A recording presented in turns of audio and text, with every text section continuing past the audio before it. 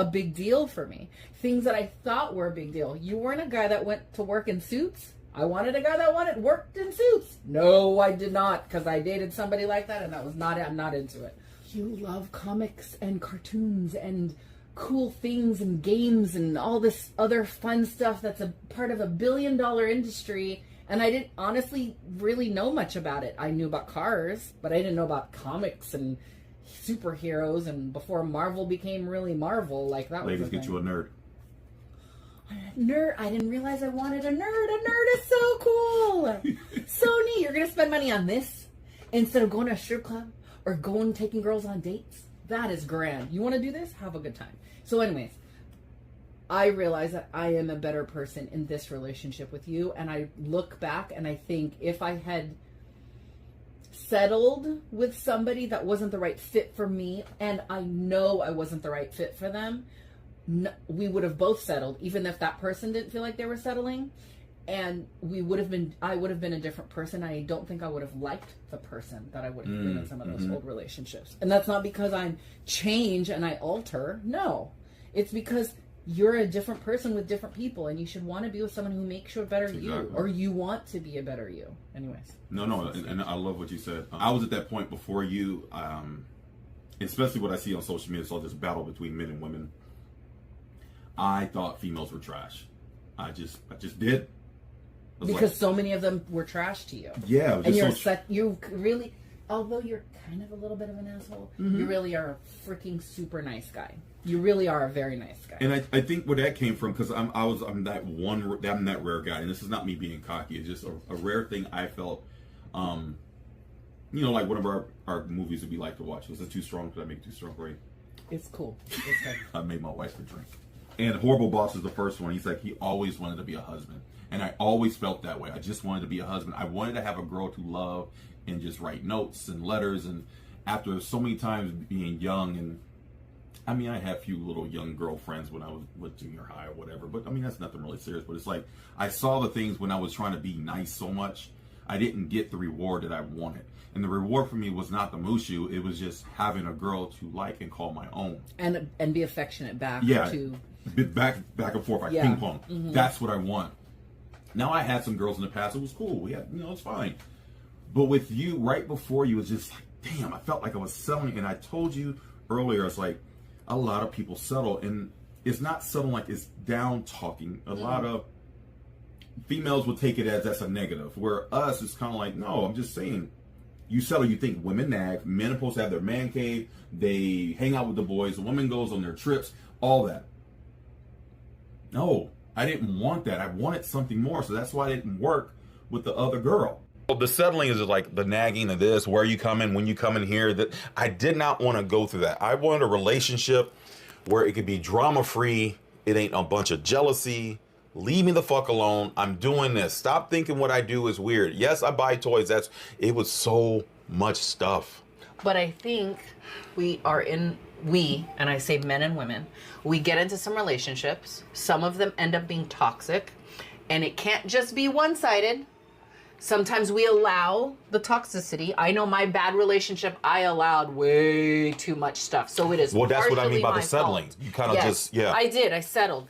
And it is partial. I blame partial part of it on myself, because at the end of the day, I should have left a long time ago. We were not the right fit for each other.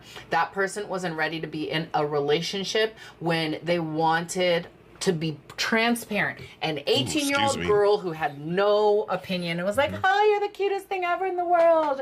And that's what he went and dated. And guess what? Eventually that didn't work either. But you can't be in a relationship with somebody and force it to make it work. You have to be in a relationship with somebody and hope. Go ahead. And hope that they're the right. It needs to be the right fit. And if it's not the right fit, that's okay. But having a bad relationship and then jumping into a new relationship, there's no time to actually heal from that trauma of that last relationship. That person may have been bad, but what did you do wrong?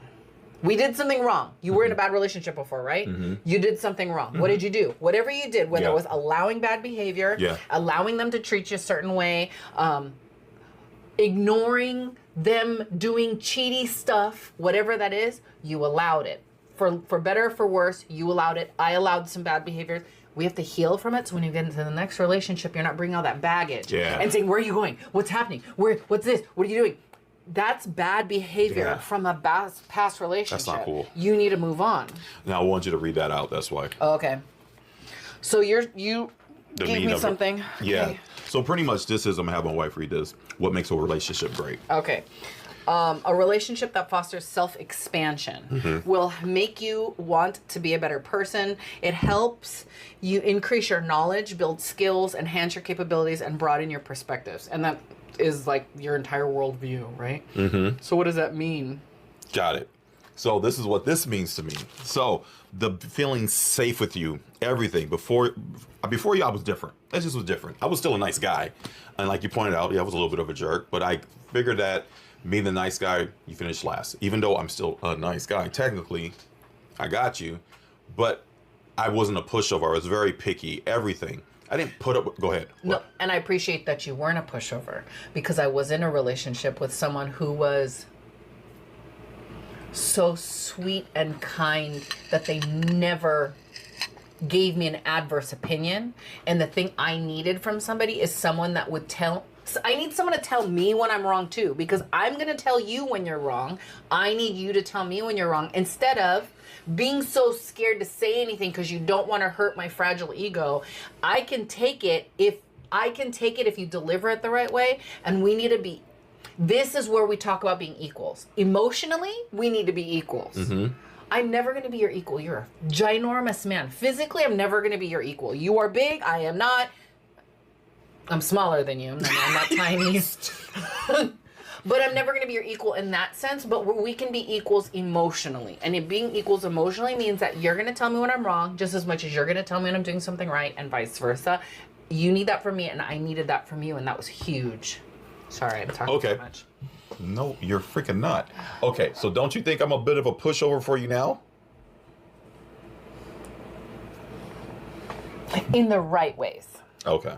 In the right ways. And what do I mean the right ways? If I'm like, honey, I really want to bring 42,000 things to the beach, you're going to go, okay. And you're going to figure out how to get it all in the car.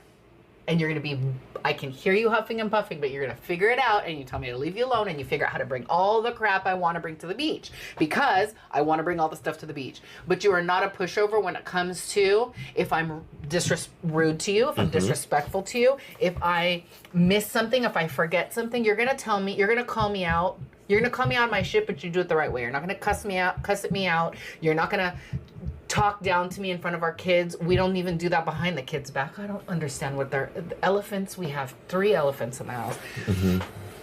But you're not going to do that. Pushover. If I want to eat somewhere, you usually take me. If I want ice cream, you'll go get it for me, or you'll take me to get it. But you're just sweet and loving to me. Okay. So my next point is like, what caused this change for me? I think what happened, I allowed myself to give it a chance because I told you early on that I loved you. Yeah. And you thought it was like, whatever, you're just trying to get some. While I'm... Really?